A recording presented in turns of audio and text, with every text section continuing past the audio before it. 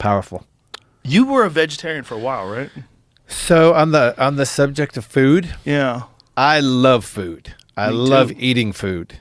Who doesn't? I love it. I eat it all day. And I really respect everybody's choice to find their path for eating.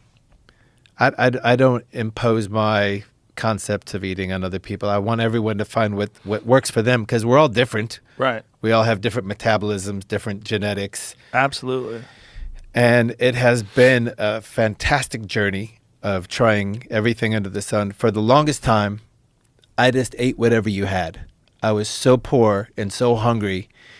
Whatever you're cooking, that's what I ate. That's my diet. And then when it got to the point where I started learning about food, I met a girl and her family was vegetarian. And she was so full of love, Ione Sky, love and light and just a good person and her whole vibe in the family house. I was like, I'll try that. So I did the vegetarian for a few years, got poor again and started eating whatever was available to sustain. And then I tried everything, pescatarian, vegan, and my body just never totally vibed with any of those things perfectly. Then I met this girl, Terry Cochran, who's a scientist and a nutritionist. And she studies your genes, 23andMe, takes days to study your genes, and plans out your food based on your genetics. And for me, it was wild frickin' animals. That's what I was resonating with. She's like, I want you to eat alligator, elk, moose, kangaroo. I was like, really? She's like, yes, all the injuries you're having are going to sort out for you. I was like, I'll try it. And the pandemic hit. I went to Kauai. I hired a chef who could source all of those things. Half of these pictures you're showing, antelope. And I had no choice but to eat it because that's all that was in my fridge. The dude would cook and leave me food.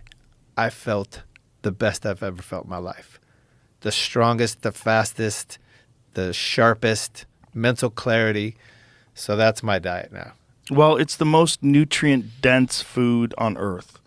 If you get wild game, it has the most protein, the most vitamins. When we're talking about like a piece of elk meat, if you look at it, it's a deep red color. Very red. And it's just rich with protein and amino acids. It's fantastic for you. You know, and I know a lot of people ethically, they don't like the idea of eating animals. I understand it. I get where you're coming from. Yeah, I understand that too. I love animals. Yeah, I do too. That's who I relate to. The thing about animals is they don't live forever. And the way they die in the wild is horrific. In comparison to the way I get them, the way they die without me is way worse. And they're not going to live forever. Nope. They have, if they're lucky, they get to 10, 11, 12. Crazy if they get to 12. Mm-hmm.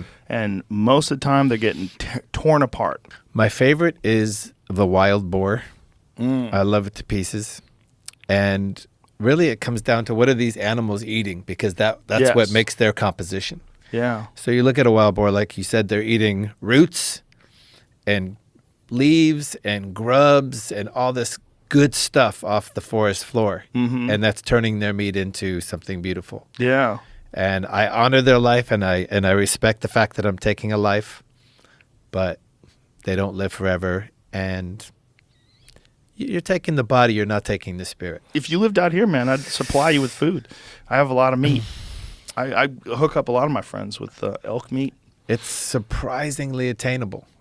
I got elk coming down the pike. I have a little tiny Irish chef called Anya, and if I say any animal to her, like, I'd like to try some alligator, she's like on the phone getting the alligator scent. It works. Nice. Yes.